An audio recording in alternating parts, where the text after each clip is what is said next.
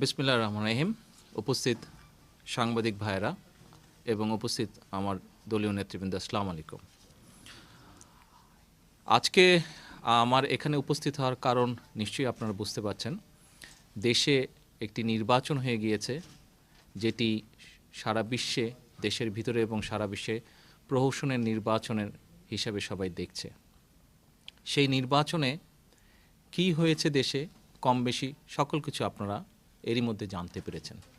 এই নির্বাচন নিয়ে আমি আমার পক্ষ থেকে এবং আমার দলের পক্ষ থেকে কিছু বক্তব্য আপনাদের মাধ্যমে, সাংবাদিক ভাইদের, এখানে উপস্থিত সাংবাদিক ভাইদের মাধ্যমে, মিডিয়ার মাধ্যমে আমার দেশের মানুষ এবং আমার নেতাকর্মীদের সামনে উপস্থিত করতে চাই। বিসমিল্লাহির রহমানির রহিম। প্রিয় সাংবাদিক ভাই ও বোনের, আসসালামু আলাইকুম। বাংলাদেশের ভয়ানক এই দুর্যোগকালীন সময়ে বর্তমানে যেন ন্যায়ের সাথে অন্যায়ের, সত্যের সাথে মিথ্যার এবং জনগণের আকাঙ্ক্ষার সাথে একটি রাজনৈতিক গোষ্ঠীর ক্ষমতার মোহের লড়াই চলছে।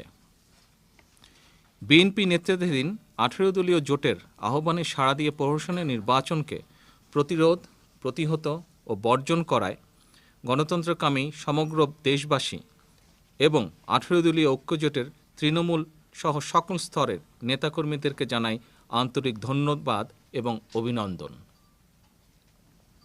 সাধারণ জনগণ ঘরে বাইরে সর্বত্র তাদের অধিকার হরণের এ নির্বাচনের বিরুদ্ধে যে দৃঢ় অবস্থান নিয়েছেন, তা একাধারে রাজপথে থাকা আন্দোলনরত নেতাকর্মীদের যেমন অনুপ্রেরণাদায়ক, তেমনি এদেশের গণতন্ত্রকে সমুন্নত রেখে মুক্ত আদর্শ ও চিন্তা প্রকাশের সহায়ক।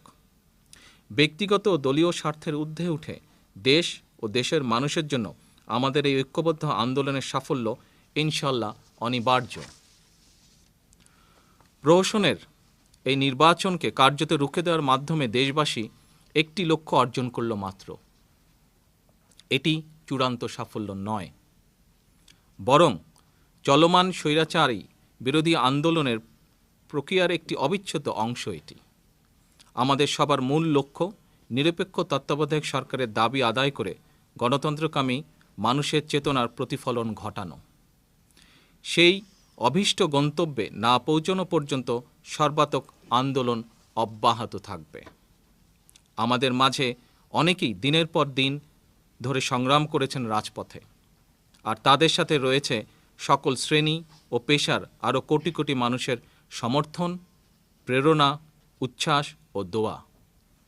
আমি বিশেষভাবে বলতে চাই, সরকারের বাক স্বাধীনতা হরণের সকল অপচেষ্টার মাঝেও অনেক গণমাধ্যম যেভাবে বস্তুনিষ্ঠ সংবাদ পরিবেশনে দায়বদ্ধতা অব্যাহত রেখেছেন, তাতে মুক্তিকামী বাংলাদেশিরা আজ অনুপ্রাণিত। আওয়ামী স্বৈরাচারী সরকারের বিরুদ্ধে আমাদের এই আন্দোলন ইতিমধ্যে অনেক হতাহতের ঘটনা ঘটেছে। 5ই জানুয়ারির প্রত্যাখ্যাত নির্বাচনের দিন সরকারের নির্বিচার গুলিতে নিহত হয়েছেন 20 জনেরও বেশি সাহসী সেনানী। আহত হয়েছেন অসংখ্য। নির্মম নির্যাতন ও জেল জুলুমের শিকার হয়েছেন অগণিত মানুষ। সমগ্র বাংলাদেশ যেন আজ এক রক্তের উপত্যকা, যার অলিতে গলিতে বাজছে বিপ্লবের সুর আর চলছে বিপ্লবীর কীর্তি। রাষ্ট্রযন্ত্রের দমন নিপীড়নের যে মহান আত্মত্যাগ, আমি আবারও তা গভীর শ্রদ্ধার সাথে স্মরণ করছি। 16 কোটি মানুষের বড় একটি অর্জনের জন্য তথা সরকারের চাপিয়ে দেওয়া পরাধীনতা এবং জনগণের আর্থসামাজিক ও রাজনৈতিক অধিকার পুনরুদ্ধারের জন্য পরিবার পরিজন সহযোদ্ধা হারানোর গভীর কষ্ট বুকে চেপেই আমাদের আন্দোলনকে অব্যাহত রাখতে হবে। ক্ষতিগ্রস্ত মানুষ ও তাদের পরিবারসমূহের সেই আত্মত্যাগে সংগ্রামরত বাংলাদেশিরা ইনশাল্লাহ কোনো দিনই ভুলবে না। আত্মত্যাগের এই স্মৃতিই হবে আমাদের গণতন্ত্র পুনরুদ্ধারের চূড়ান্ত আন্দোলনের সংগ্রামী প্রেরণা। সেই আত্মত্যাগকে অর্থবহ করে তুলতে প্রয়োজনে সর্বোচ্চ ত্যাগ স্বীকার করে যে কোনো মূল্যে চূড়ান্ত লক্ষ্যে পৌঁছতে হবে। প্রবাসে চলমান চিকিৎসার কারণে বর্তমানে আমি অতীতের মতন রাজপথের আন্দোলনে শরিক হতে পারছি না, কিন্তু আমার চিন্তা, চেতনা, ভাবনা, পরিকল্পনা সব কিছুর আবর্তন বাংলাদেশের জনগণ ও চলমান আন্দোলনকেই ঘিরে। আপনাদের নিরাপত্তার নিশ্চয়তা এবং আন্দোলনের সাফল্য আমার জীবনী শক্তি। একইভাবে আপনাদের উপরে নেমে আসা আঘাত আমাকে শোকাহত করে তোলে। বিএনপির তৃণমূল সহ সকল পর্যায়ের নেতাকর্মীর প্রতি আমার প্রত্যাশা, আমার শারীরিক অনুপস্থিতি যেন বাংলাদেশি জাতীয়তাবাদের আজকের এই ঐতিহাসিক সংগ্রামের পথে বাধা হয়ে না দাঁড়ায়। দেশের মানুষকে সাথে নিয়ে গড়া আপনাদের তীব্র আন্দোলন যেন আজ প্রতিফলিত হয় যে আপনারা বাংলাদেশি জাতীয়তাবাদের প্রতীক, বাংলাদেশের স্বাধীনতা ও সার্বভৌমত্ব রক্ষার সৈনিক। আপনারা মনে রাখবেন, এই আন্দোলনে দেশ ও দেশের বাইরে থাকা প্রত্যেকটি বাংলাদেশির সমর্থন রয়েছে। বিশ্বের সকল রাষ্ট্র ও গণমাধ্যম একচ্ছত্রভাবে আমাদের এই মুক্তির সংগ্রামের পক্ষাবলম্বন করেছে।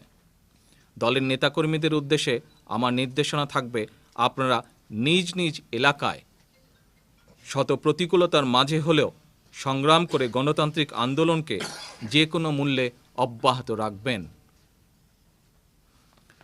সবাই এক হয়ে আলোচনার মাধ্যমে সাংগঠনিক ভিত্তিকে মজবুত করে নিজ নিজ এলাকার জনগণকে একাত্ম করে সর্বশক্তি দিয়ে ঝাঁপিয়ে পড়ুন।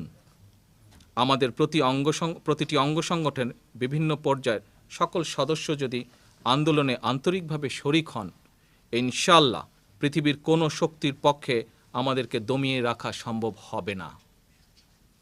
এত বিশাল নিবেদিত প্রাণ জনসমর্থিত একটি দলকে কেউ অভীষ্ট লক্ষ্য থেকে বিচ্যুতি করতে পারবে না। অবশ্যম্ভাবী বিজয় হয়ে উঠবে সময়ের ব্যাপার মাত্র। মনে রাখবেন, আমাদের এই আন্দোলন শুধু আমাদের একা নয়, দেশের রাজনৈতিক অরাজনৈতিক সর্বস্তরের মানুষ আজ চাইছে যেন আমরা সফল হই, এই স্বৈরাচারী উৎখাত করি। এক চুল পরিমাণ ছাড় না দিয়ে জনগণের জানমালের নিরাপত্তা নিশ্চিত করে গণতন্ত্র পুনরুদ্ধারের লড়াইকে আপনারা পরবর্তী ধাপে উন্নীত করে দেশকে শীঘ্রই স্বৈরাচার ও অপশাসন মুক্ত করবেন ইনশাআল্লাহ। প্রশাসন ও আইনশৃঙ্খলার স্বার্থে সংশ্লিষ্ট ব্যক্তিবর্গ যারা 5ই জানুয়ারির কলঙ্কিত নির্বাচন প্রক্রিয়ার সাথে জড়িত ছিলেন, নিজ চোখে সরকারের কারচুপি ও অরাজকতা দেখেছেন, তাদেরকে আমি অনুরোধ করব, নিজের বিবেকের কাছে সততা নিয়ে প্রশ্ন করুন। আপনারা কাদের পক্ষ হয়ে কাদের বিপক্ষে কাজ করছেন? আপনাদের দায়বদ্ধতা কি জনবিচ্ছিন্ন সমর্থনহীন সরকারের প্রতি, নাকি নিষ্পেষিত গণমানুষের প্রতি? দেশের অর্ধেকেরও কম আসনে অনুষ্ঠিত ন্যাক্কারজনক নির্বাচনে যখন শতকরা 5 ভাগেরও কম ভোট পড়ে, অর্থাৎ সমগ্র দেশের শতকরা 2 ভাগেরও কম মানুষ যখন 5 বছরে একবারের জন্য ভোটাধিকার প্রয়োগ করতে পারেন, সেই ভোটারদের আবার প্রায় সবাই যখন হয় অবৈধ সরকারের জাল ভোটার, দলীয় কর্মী ও ক্যাডার বাহিনীর সদস্য, তখন দেশের জন্য নেওয়া শপথের সম্মানে হলেও আপনাদের উচিত নিজেদের কর্তব্য ও কর্মকাণ্ডকে নিয়ে নতুন করে ভাবার।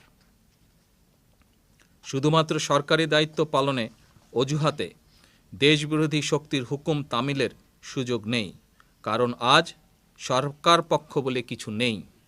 পক্ষ শুধু গণবিরোধী স্বৈরাচারী বনাম দেশের মানুষ।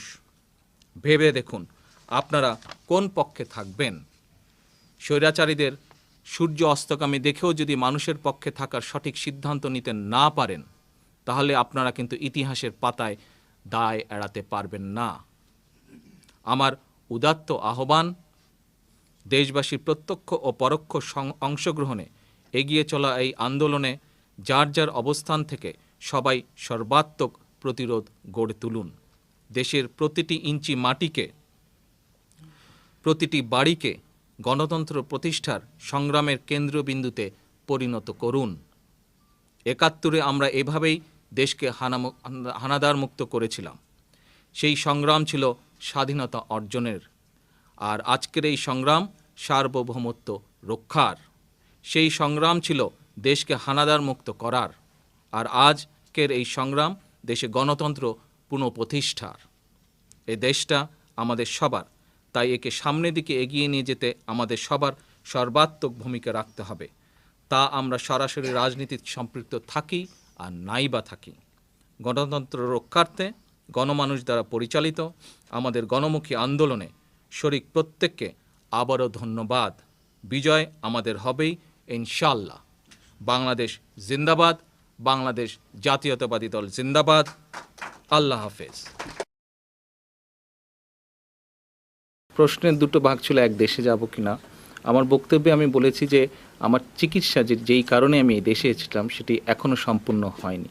সেটি সম্পূর্ণ হলে ডেফিনেটলি ইনশাল্লাহ দেশে ফিরে যাব। আর দ্বিতীয় যেটি আপনি বললেন, দ্বিতীয় প্রশ্নটি যে মানুষ সেই আহ্বানটা অ্যাকসেপ্ট করছে কিনা। আপনি যদি আজকে সারা দেশের নির্বাচনের চিত্র দেখেন তাহলে এর মধ্যে যেভাবে আমাদের বিভিন্ন পর্যায়ের নেতৃবৃন্দকে এই স্বৈরাচারী সরকার যেভাবে জেল জুলুম নির্যাতন হয়রানি করেছে, তারপরেও যেভাবে সুযোগ হয়েছে বিএনপি নেতৃবৃন্দ যখনই যার যে অবস্থান থেকে সুযোগ হয়েছে মানুষের সামনে যে বক্তব্য স্থাপন করে দেশের মানুষকে যেই আহ্বান জানিয়েছে, আজকের নির্বাচন এবং নির্বাচনের পরিবেশ প্রমাণ করে। মিডিয়াতেই যেসব এসছে, ছবি এসছে, সংবাদ এসছে, তার ভিত্তিতেই সেসবই প্রমাণ করে যে বাংলাদেশের মানুষ বিএনপি তথা 18 দলীয় জোট নির্বাচন বর্জন এবং প্রতিরোধ এবং প্রতিহত করার যে আহ্বান জানিয়েছিল সারা দেশের মানুষকে, সেটা মানুষ গ্রহণ করেছে। সেজন্যই আপনি দেখেন সবগুলো মিডিয়াতেই কম বেশি যেভাবে নিউজ এসছে সবগুলোতে এসছে 5% হার্ডলি হয়তো ভোট বিভিন্নভাবে কষ্ট করে কাস্ট করানো হয়েছে, এর উপরে যায়নি। ডেফিনেটলি বাংলাদেশে মানুষ গণতন্ত্র পছন্দ করে এবং এই মুহূর্তে গণতন্ত্র বাংলাদেশে বন্দী। আমরা সেই গণতন্ত্রকে যাচ্ছি যেই গণতন্ত্রের ফলে মানুষ নিজের মত নিজে প্রকাশ করতে পারবে, নিজের অধিকারের কথা নিজে পরিষ্কারভাবে বলতে পারবে, জেল জুলুম বা মিডিয়া বন্ধের ভয় থাকবে না, সেই বিপ্লব। ভিডিও বার্তাকে আওয়ামী লীগ অভিযোগ করছে নির্বাচনকালীন সময়ে সহিংস আন্দোলনের আপনি ডাক দিয়েছেন। ওই আগের প্রশ্নের সাথে মিলিয়ে এটাকে আপনি কিভাবে ব্যাখ্যা করবেন? এটা দেশের মানুষের উপরে ছেড়ে দিলাম এই বিচারের ভার। এটা দেশের মানুষই বিবেচনা। দেখুন, আমার যদি গতদিনকার বক্তব্যটা আপনি খেয়াল করে থাকেন, সেখানে বলেছিলাম যে গণতন্ত্র রক্ষার জন্য 2008 সালে যদিও সেই নির্বাচনটি প্রশ্নবিদ্ধ ছিল, তারপরেও গণতন্ত্র রক্ষার জন্য আমরা সংসদে গিয়েছিলাম, সেই নির্বাচনকে আমরা মেনে নিয়েছিলাম। নির্বাচনের ফলাফল এখনও আমাদের কাছে প্রশ্নবিদ্ধ, অনেকের কাছেই। তো আর এই যে প্রহসনের নির্বাচন গতকাল হয়ে গিয়েছে, প্রহসনের নির্বাচনের মাধ্যমে যারা ক্ষমতায় আসে ডেফিনেটলি তারা বৈধ সরকার নয়। তো বৈধ যে না, তার সাথে আর আলোচনার কি কারণ থাকতে পারে? জনগণ তো আজকে ভোটে অংশগ্রহণ না করার মাধ্যমেই জনগণ বলে দিয়েছে যে বিএনপি যেদিকে যাচ্ছে বা বিএনপি যেসব স্টেপস নিয়েছে বা বিএনপি যেই জনগণের যেই দাবি জনগণের সামনে উপস্থাপন করেছে, that is very much correct. তো এখন তত্ত্বাবধায়ক আন্ডারে একটা কেয়ারটেকার নিরপেক্ষ তত্ত্বাবধায়কের আন্ডারে নির্বাচনই হচ্ছে একমাত্র সলিউশন। Thank you.